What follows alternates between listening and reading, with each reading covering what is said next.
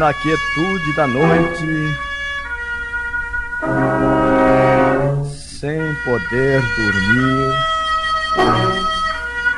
horas eternas me ponho a recordar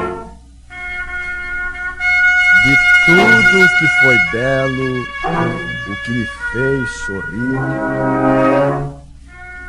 ou então no que foi triste e que me fez chorar. Amanhece,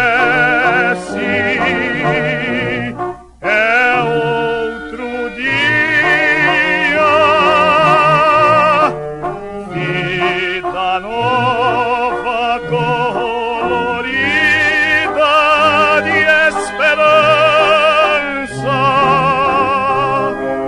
O meu ontem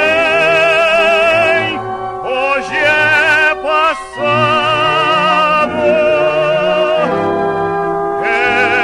Saudade, devaneio.